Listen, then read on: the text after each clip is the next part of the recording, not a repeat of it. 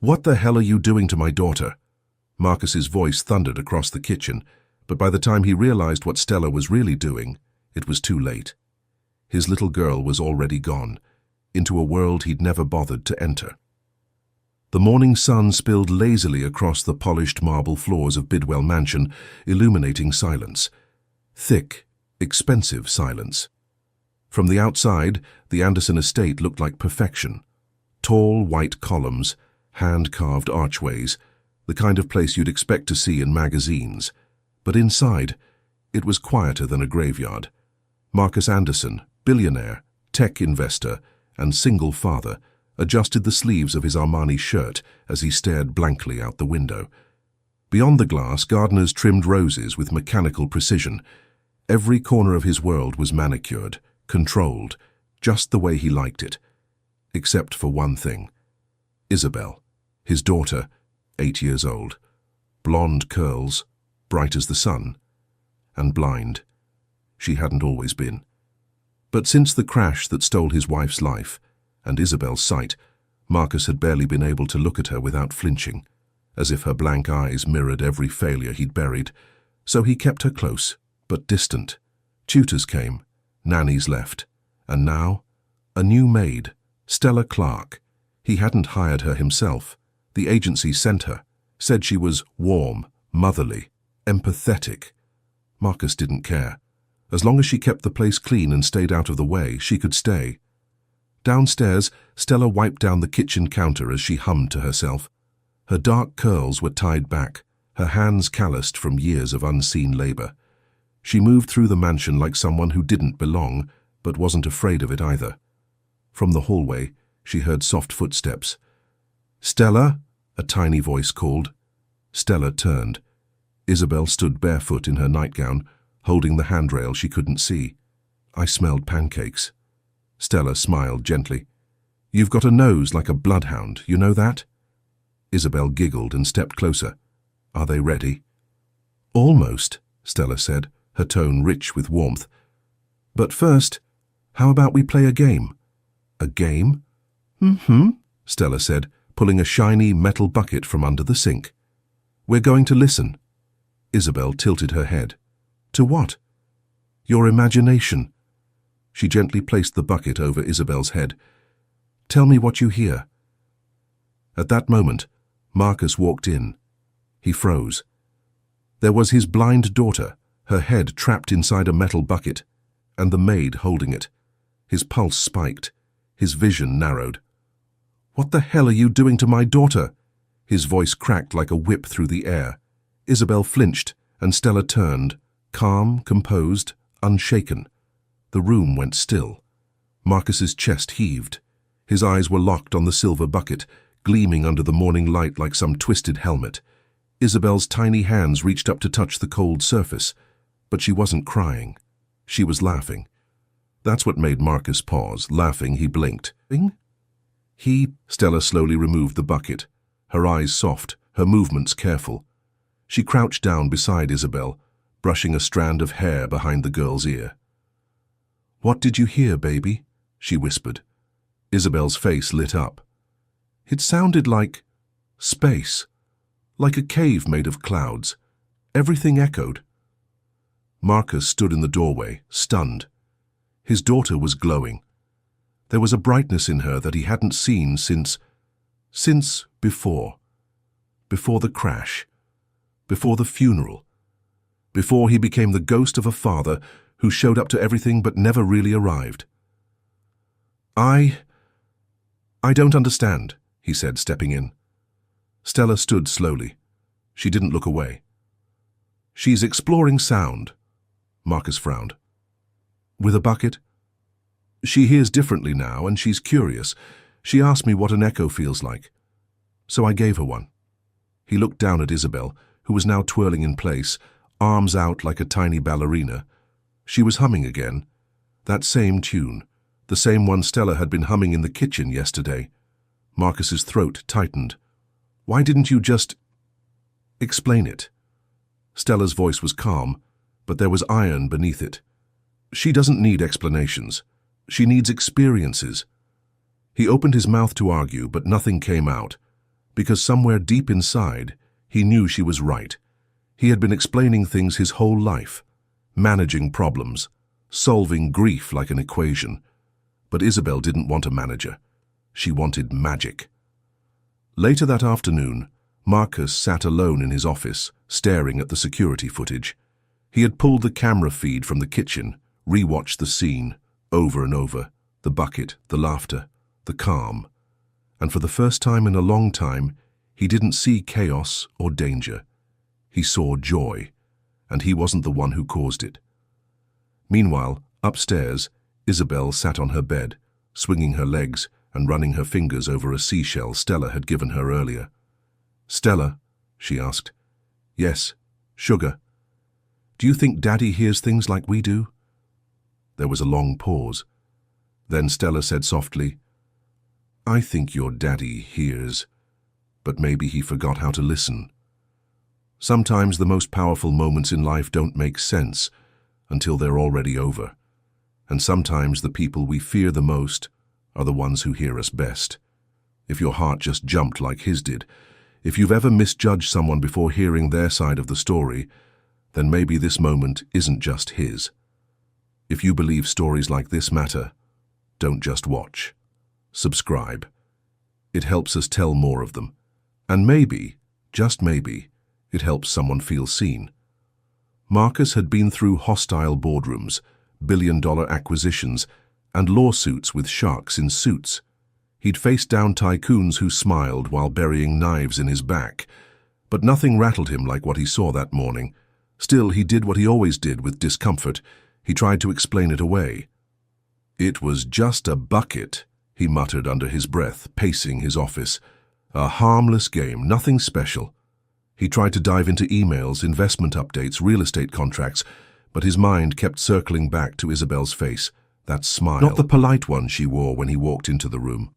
Not the hollow one she gave tutors when they asked her the same question for the third time. This one was real, alive. And it wasn't for him. At lunch, he found Stella in the dining room folding napkins. He cleared his throat. She looked up, calm as ever. "Sir? I wanted to talk about this morning." She nodded. "All right." Marcus crossed his arms. "I overreacted, but in the future, I'd appreciate it if you didn't improvise sensory experiments without my permission." Stella blinked once. "You mean let her be a child?" His jaw tightened. "I mean, I need to know what's going on in my house." She placed the folded napkin down, slowly. "I understand. But with all due respect, sir, do you?" He stiffened. "I see the routines, the therapists, the tutors, all scheduled down to the minute. But I don't see you. I see a little girl who touches the air like it might vanish. And I see a father who hasn't touched her hand in weeks." Marcus swallowed. "I'm trying." "No, sir," Stella said gently. "You're managing." There was no bite in her voice. No rebellion, just truth. Plain, unpolished, and uncomfortable. He looked away. "Let me do my job," she said, quieter now. "Not just clean floors, but care for her, really care." He nodded once, stiffly, then turned and left the room, without another word. That night, Marcus stood outside Isabel's door, hand hovering near the knob. He heard soft music playing. Not a lullaby. Something different. A recording. "Echo, echo," Isabel was whispering. Inside, Stella was teaching her how to make sound bounce off walls with her voice. Marcus didn't open the door. He just stood there, listening. Pride is a hard habit to break, especially when it's dressed up as protection. But the truth, sometimes it's not the child who needs saving. It's the parent learning to see again. The rain came down hard that night in Chico, tapping against the tall windows of Bidwell Mansion like anxious fingers. A scheduled overnight caregiver had cancelled last minute due to flash flooding. The power flickered. The staff had gone home early. Only 3 people remained in the house: Marcus, Stella, and Isabel. Marcus stood by the fireplace in the living room, arms crossed, jaw set like stone. Stella sat on the floor beside Isabel, building a sound puzzle, an auditory game she'd created from old cell phones and voice memos. "Listen to this one," Stella said, tapping a button. A recording played. Stella's voice. "Close your eyes. Now tell me what shape you feel in the sound." Isabel tilted her head. "It feels round, like a hug." Stella smiled softly. "Exactly what I was hoping for." Marcus watched from the side of the room, silent, unsure of whether to step in or step away. "I can take over for the night," he said at last, voice firm. Stella looked up. "With all due respect, do you know her bedtime routine?" He hesitated. "Do you know which side of the bed she rolls toward first? What story she asks for? The scent that calms her nightmares?" His silence said enough. Stella didn't gloat. She just nodded and said, "Then maybe we do it together. Tonight." In the dim light of Isabel's room, the walls no longer felt like marble and money. They felt like memory. Stella lit a small vanilla candle. "Is that safe?" Marcus asked. "She can smell it before she sleeps. Helps her feel present." Isabel sat in bed, fingers trailing across a braille book. "Daddy?" she asked suddenly. Marcus stepped forward. "Yeah, sweetheart. Can you read with us tonight?" He blinked. "I don't know how to read braille." "That's okay," she said. "You can just sit and listen." So he did. He sat on the edge of her bed next to Stella, close enough to smell the vanilla, close enough to hear her breathing. Stella read, softly, slowly, like pouring warm tea into a cold cup. And Marcus listened. Not just to the story, but to the rhythm of a woman who'd walked into his house a stranger and now sat like she belonged in the middle of it. Later that night, the rain still falling, Marcus walked Stella to the kitchen to grab her umbrella. He paused. "I haven't read with her in months," he said quietly. Stella didn't answer. Instead, she handed him a folded piece of paper. It was a drawing. Crayon lines. Clumsy, but clear. A man, a little girl, a woman with curly hair, all three holding hands. "She drew it this morning," Stella said. "Said it was her favorite sound." Marcus looked confused. "She said the sound of all three of you, breathing in the same room." At this point, if you were Marcus, what would you do? Keep pretending nothing's changed, or start listening for the sounds you've been missing all along? The next morning the rain had stopped, but the mansion still felt heavy, quiet, like the storm had left something behind. Marcus found himself walking through the house with no destination. He wasn't thinking about meetings or mergers. His phone buzzed. He ignored it. Instead, his feet took him somewhere he rarely went, the servants' quarters. He paused outside Stella's room. The door was slightly ajar. Inside, he saw her bed, neatly made, a Bible on the nightstand. Next to it, an old photograph, slightly worn. He leaned in to see it. A little boy, black, maybe 5 or 6. Big smile, missing front teeth. Next to him, Stella, years younger, holding his hand, both barefoot, in front of what looked like a trailer. Suddenly, Stella's voice broke the silence. "That's my son," she said behind him. Marcus turned quickly. "I didn't mean to—" "It's all right," she said softly, stepping into the room. He looked at the photo again. "You never mentioned you had a child." Stella's eyes dropped to the floor. "Had." A long silence filled the space between them. "He passed away," she said finally. 4 years ago. Asthma attack. The ambulance took too long." Marcus felt the breath leave his chest. "I was working 3 jobs," she continued. "Cleaning houses, waiting tables. I came home and found him blue. He was only 7. He swallowed hard. "I'm so sorry." Stella nodded, her hands gently shaking. "That's why I do what I do. Not just clean. I try to see kids, hear them, give them something I couldn't give my own." Marcus stared at the photo again.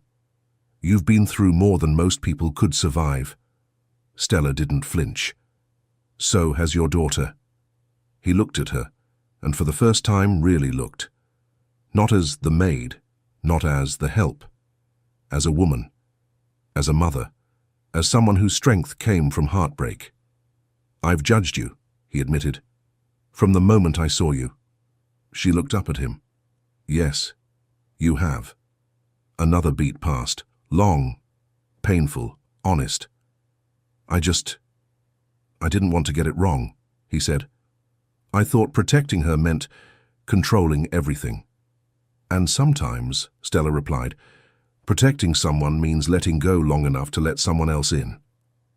That night, Marcus placed the photograph gently back on her nightstand, but the boy's eyes haunted him, not because of what Stella lost, but because of how much love she still had left to give, and how long he'd kept it outside his walls. Everyone carries a story, some wear it proudly, others hide it behind routines and titles, but the moment you stop assuming and start asking, everything changes. The days that followed felt different, not louder, not busier, just softer. The air inside Bidwell Mansion no longer pressed down like a weight. It moved gently, like a curtain fluttering in a breeze you didn't notice until it was gone. Marcus sat on the back porch for the first time in months, coffee in hand, as the early sun bathed the garden in gold. From the lawn, he heard laughter. Isabel's, unrestrained, musical. He stood and followed the sound to the yard, where Stella and Isabel were crouched near the flower beds. "Is that dirt on her face?" Marcus asked, mock-offended. Stella looked up with a smirk. "It's war paint. We're training for battle." Marcus raised an eyebrow. "Against who?" "Boredom," Isabel said proudly. Stella winked. "It's undefeated. Until today." He chuckled, actually chuckled, and crouched beside them. "What's the mission?" "We're planting wildflowers," Stella explained. "Ones you can smell before you see." Isabel handed him a tiny packet. "You plant some too, Daddy." He took it, fingers brushing against Stella's. And something passed between them, something quiet, something real. That evening, over dinner, Isabel insisted they eat at the kitchen island together. No separate dining room, no formal place settings, just them, 3 plates, 1 conversation. "You know what I like best about Stella?" Isabel asked between bites of mac and cheese. "What's that, baby?" Marcus asked. "She never tells me I'm broken." Stella looked down, her fork still. Marcus went still too. Isabel continued, "Some people talk to me like I'm missing, but Stella talks like I'm full." The silence that followed was not awkward. It was sacred. Later, as Stella washed dishes, Marcus dried. They moved like a rhythm, comfortable, synced. "Thank you," he said quietly. "For what?" "For seeing her." Stella glanced at him. "She made it easy." "No," he said, voice barely above a whisper. "She didn't." He leaned against the counter, towel in hand. "You've done more for her in 3 weeks than I've done in 3 years." "That's not true," Stella said softly. "You gave her this house, her care, her safety." "But you gave her joy." The moment held, no words, just the hum of the dishwasher, the warmth of closeness, and for the first time, no walls between them. It happened on a Tuesday, the kind of quiet afternoon where nothing feels urgent, until it suddenly is. Marcus had been reviewing a proposal in his office when a call came in from Child Protective Services. The voice on the other end was polite, routine, but every word tightened something inside his chest. "There's been a complaint, Mr. Anderson. Anonymous. A concern about inappropriate methods used by your in-home help, specifically the new housemaid, Stella Clark." His stomach dropped. "A bucket," the voice said, placed over a blind child's head. Marcus couldn't breathe. "That complaint will trigger a visit," they added, likely within 24 hours. The call ended, and all at once fear took over. He found Stella folding laundry in the hall. She turned mid-shirt. "Hey, did you put a bucket on my daughter's head?" Blinked. "We've talked about this." "No," Marcus snapped. "Answer the question." "Yes," she said calmly. "You saw it. You saw her laughing." "There's an open case now, Stella," he said. his voice rising. "Child services is coming here." Something flickered in her eyes, not fear, sadness. "Someone reported you," he continued. "Said it was abuse. And you believe them?" He hesitated. It was brief, but it was enough. She dropped the shirt in her hands. "You do," she said quietly. Marcus ran a hand down his face. "I don't know what to believe anymore." Stella's voice didn't tremble, but it cut deeper than any scream. "I gave everything to this house, to that child, and the moment someone whispers doubt, you let it in." "I'm trying to protect her," he shouted. "No," she said, stepping back. "You're protecting yourself from feeling anything too real." Silence stretched between them like a chasm. "I thought we were past this," she said. "So did I." That evening, Isabel waited by the front door. "Where's Stella?" she asked, fingers tracing the edges of her stuffed animal. Marcus knelt beside her. "She's taking some time." "Did she do something wrong?" He couldn't answer, so he didn't. Isabel's chin quivered. "Did you send her away?" "No," he whispered. "Not yet." She hugged her stuffed bear tightly. "She was the only one who saw me." Then she turned and walked up the stairs, alone. That night, Marcus sat in the dark. No music, no humming, no laughter down the hall. Just the dull echo of a house filled with everything except the one thing that mattered. Trust. It's a dangerous thing, what fear does to love. It makes you question the hands that held you, doubt the ones who stayed, and sometimes it makes you push away the only person who could have saved you. The following morning, the mansion felt too big. It always had been, but now it felt like a shell. The house smelled of lemon polish, fresh linen, and silence. Marcus sat at the edge of Isabel's bed, watching her small fingers trace the stitching of her blanket. "She didn't even say goodbye," Isabel whispered. Marcus swallowed hard. "She didn't want to confuse you." "She wouldn't have confused me," she said. "You did." That landed like a stone in his chest. "I know," he said softly. "I messed up." "Why'd you let her go?" He didn't answer, because the truth was too ugly. He was afraid. Afraid of what her presence stirred in him. Compassion, warmth, the aching need to be seen again. And worse. Afraid she might leave on her own terms someday, and that would break him. So he broke it first. That was his pattern. That was the real disease. That night, Marcus stood in the kitchen, staring at the bucket.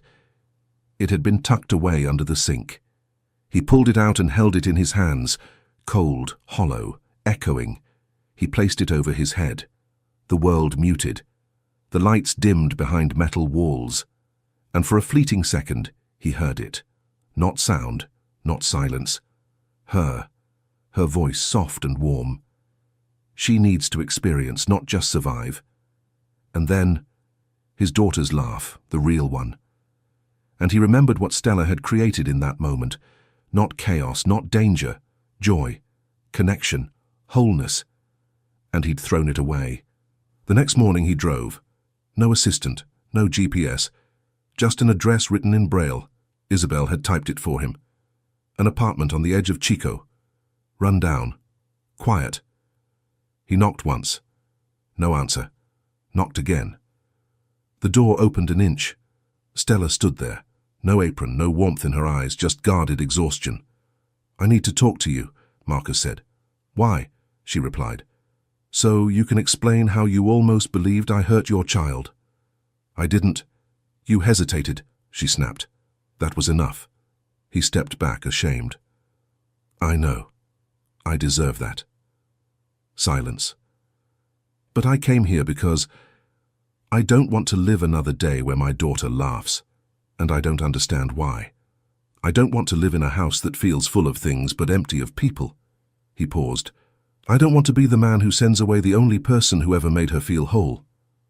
Her eyes finally softened. Just a flicker. He added, voice trembling, "I'm not asking you to forgive me right now. I'm asking you to let me earn it." 3 days passed. Then, on a quiet Saturday morning, The doorbell at Bidwell Mansion rang.